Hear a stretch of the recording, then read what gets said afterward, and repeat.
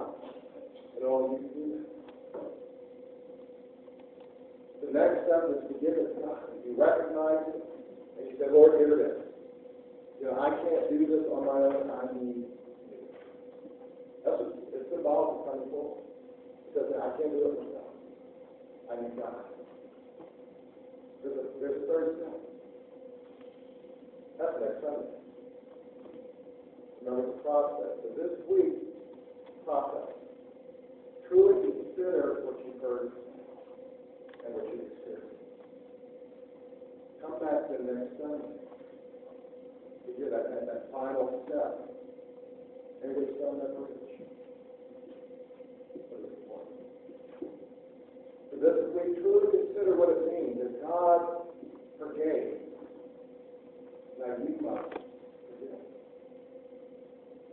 Forgive it and forgiving is being pointed out to be different things. The first is the easy part, that's God. The second is not so easy because it's our choice. And choose life. Do what Jesus did.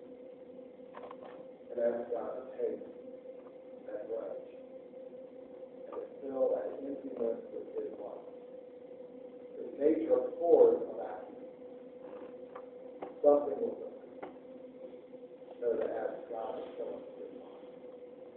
That you might go forth free. Go forth in the Spirit, go forth in truth and peace. Go forth in forgiveness, that you now might forgive others. In the name and love of Jesus the Christ, may God be blessed. Amen.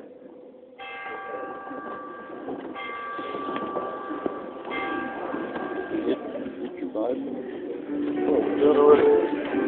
Hi, George. How are you? Oh, I'm fine.